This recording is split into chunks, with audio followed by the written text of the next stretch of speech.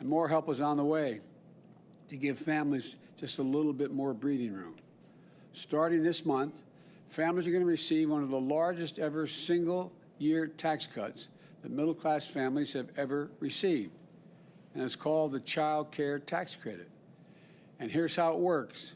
In the past, if you paid taxes and had a good income, you could deduct $2,000 per child, and that would come off the total amount of taxes you owed. You had 2 children, you owed $10,000, you take off $4,000.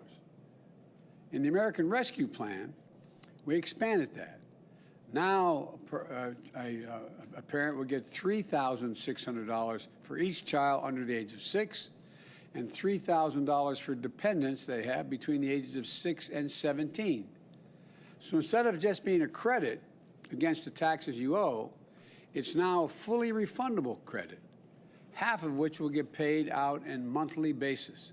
Look, what that means is this year, middle-class families with 2 young children can expect to receive a $7,200 in a rebate, in effect, a tax return, with the monthly payments of $600 a month starting this month until it's paid out.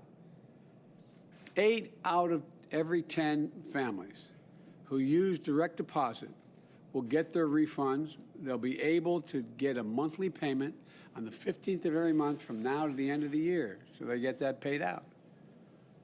Help with families most need help to make ends meet. It's important. I've said for a long time, it's time to give ordinary folks, ordinary Americans, middle class and working class Americans, a tax break.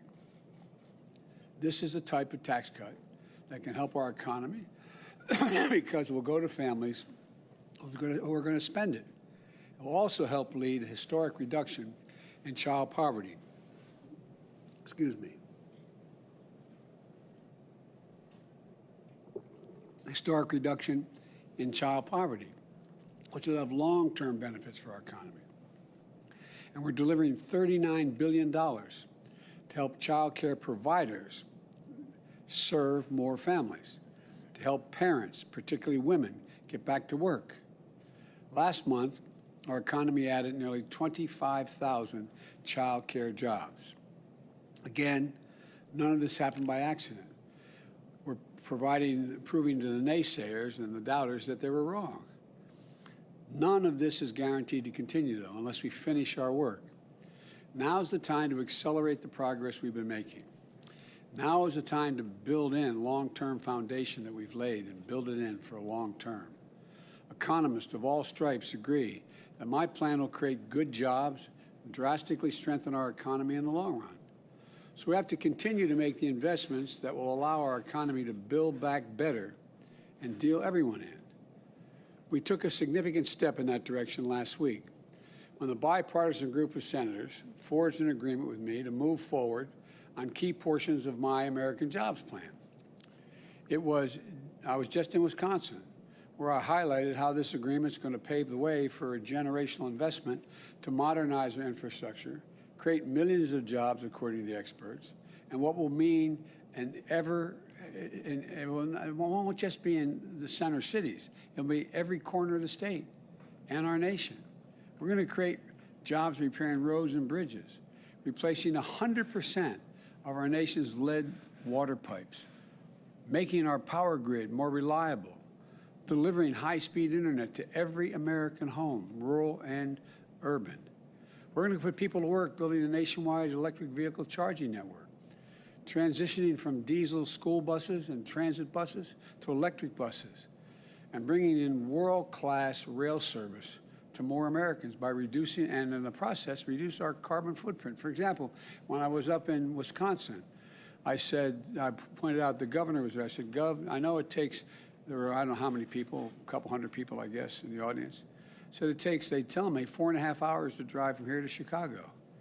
With the money we have for mass transit here, you're going to be able to do that in 2.5 hours. And all the data shows that when it's easier to get someplace by rail than by automobile, it's cheaper and it generates a whole lot less carbon footprint. We're going to create good-paying union jobs, capping hundreds of thousands of abandoned oil and gas wells. to stop methane leaks, which are devastating, and to protect the health of our communities. These are good jobs. Taken together, these investments are going to position America to compete with the world and win the 21st century. You know, as we bring home key parts of my American Jobs Plan, I'm going to make the case for equally critical investments that we still need, including those in which I introduced at the same time my Americans Family Plan. When I was running for president, I put together a bold, aggressive plan to deliver child care, paid leave, universal pre-K for 3 and 4-year-olds, free community college. Maybe the most important thing among them was extending the child care tax credit I just mentioned for another 5 years, which will significantly benefit middle-class and working-class families. That human infrastructure is as essential as our physical infrastructure. It can help us create more good jobs, ease the burden on working families, and strengthen our economy, strengthen in the long run. These investments are critical. And as the plans I put forward tackle our climate crisis, which are broad and deep, I'm going to fight to see them enacted and signed into law. We have a chance to seize this economic momentum of the first months of my administration, not just to build back, but as I've been saying, build back better. This much is already clear. We're on track, and we're on the right track. Our plan is working, and we're not going to let up now. So I want to thank everyone. Wish you all a happy 4th of July. We're going to be able to go to ball games. You're going to be able to sit in stadiums. You're going to be able to be with your families and backyard barbecues, as we hoped. And we're going to make more progress. So God bless America, and may God protect our troops.